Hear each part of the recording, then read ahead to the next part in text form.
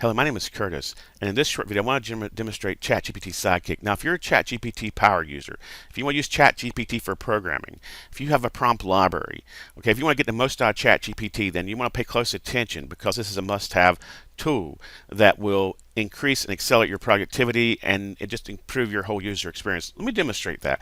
So what I can do here is I can click on this text area. I have a bound hotkey. When I press the hotkey, I get this bubble menu. When I click this bubble, any of these options in this bubble menu, I get a text expansion. Okay. In addition, I can click I just clicked the one press hotkey for the bubble menu, and that's completely customizable. I can also press an associated hotkey. So in this case, I'm going to press the A. And without even using the mouse, I'm able to generate an expansion.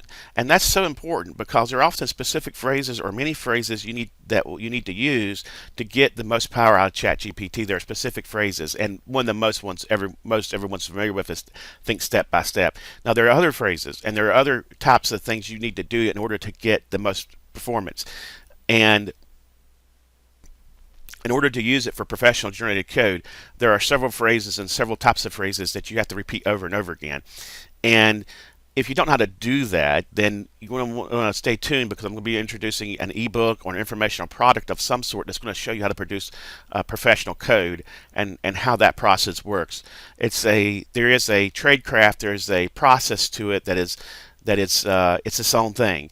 But if you have a prompt library, right, this is great for that because you can generate these text expansions. Now, I'm going to press the one-click hotkey again. If I click the central button, then I can I can change the context. So I can have different types of tasks. I can bring up different prompts, whatever prompts I want to associate with that. And of course, I can press say 1. Okay, I have to be clicked into the text area. I can press 1. Okay, and that brings up that expansion. So let me show you that again. Okay, I can either click the button or I can just press the 1 key to get the associated expansion. Now I can have multiple of these context menus that I can bring up. We also have the ability to do just basic text expansions. Let me show you that. So we have a settings here. Let me bring this up. It's fairly rudimentary, but I'm going to be improving it. But you can set your settings in here. You can save them, okay, and you can add. So these contexts are your bubble menus, and you can add your text and your expansions. You can associate your hotkeys. This is just JSON, but also we have a text expansion. So these text expansions, if you see here, these are associated. Can be associated. I'm going to have they're associated with a specific context. Now I'm going to be adding global text expansions as well. This is really the AI's idea, wasn't my idea to do it that way, but I thought that's kind of interesting, so I kept it. But I'm going to be doing this as probably globally. But so this is useful. For example, if you always want to do something like if you find yourself always typing think step by step, we have a text expansion. Okay, and now this is associated with coding, so I got to make sure I'm associated with that. Okay, so I am. So if I type in SBS space, I get to think step by step. Okay. SBS think step by step. Press the shift tilde here, and what I'm going to show you here is we can go ahead and add, right? I can go ahead and change. So let's say I want to say think like this is brainstorming, right? I'm going to say think like a PhD expert, right? Let's say if you wanted to do that. Now actually this type of prompting, these models are fine-tuned, and this has limited utility actually because they're already fine-tuned. I can show you much more powerful ways of prompting in my ebook, but let me just show you this. Okay, so we've added this, and maybe you want to say, PhD expert, and then we might want to add another expansion down here. Be careful here. I haven't did a lot of exception handling, so you got to be careful here. I don't know. So we have a brainstorming one, okay, and they're brainstorming, and I'm just going to type in BST for, maybe you say, okay, 1 brainstorm. I can do the N. I can say 2, think clearly. 3, think deeply, okay, and now I can save this, okay, click this, change to this context, I type in BST, and we get this expansion.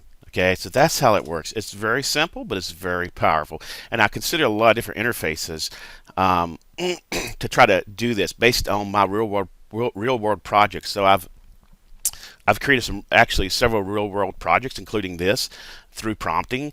And so I use other things, but nothing really did what I needed. And so this is the solution.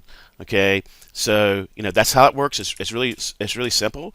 And what's nice about this, if there are certain expansions that you use frequently, and then the challenge is how do we get these different, you have a prompt library. How do you get access to it in a way that's quick and that's dynamic? Because prompting is often best an interactive experience, right? And you need to just be able to do quick responses, quick replies.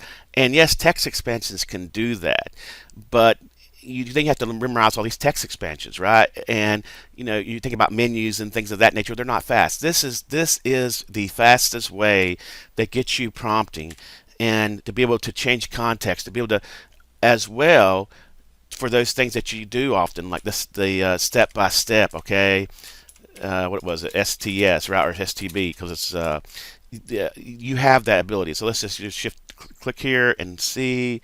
And I'm going to be expanding this. I'm going to be extending this. This is an early alpha version, so just keep that in mind. Probably has some bugs, SBS, and that's on the coding one, right? There's going to be more features. Okay, so SBS. Think step by step there. That's how it works. Okay, that's as simple as it is. And so you could be typing here, and it's pretty simple. And you can add multiple contexts. Let me show you that. The last thing here I want to show you in this short video. Of course, this is going to be changing. There's going to be I'm going to be improving it in many ways. Probably, and I don't want to say all the different ways, but it's going to be lots of improvements coming. Because I don't want to promise. This is what I'm showing you is what it is today. And all these hotkeys, let me show you this. The bubble size, the bubble spread, if you want to customize that, the hotkey, right now I'm using the back quote, but you could do, for example, you can make this shift space, you can change that. Let me show you add a new context here and show you that works. So this is brainstorming, and make sure I get this right. And I'll be careful because I haven't tested a lot of the exception handling and things, and I will be adding more of that so that you can have a little more confidence when you're doing this.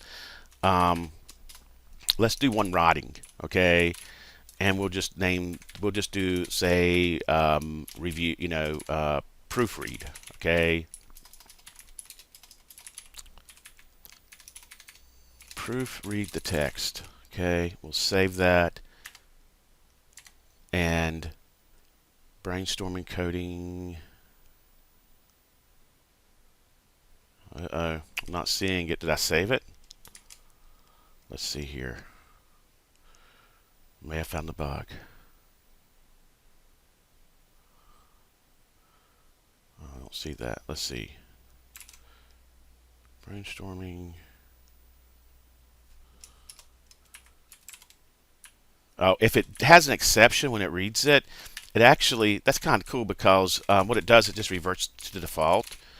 So, or to the last save. So maybe it didn't save it. Let's say writing proofread P. Click save. There you go. So writing, okay? So I can click the PhD expert and I get to think like a PhD expert, okay?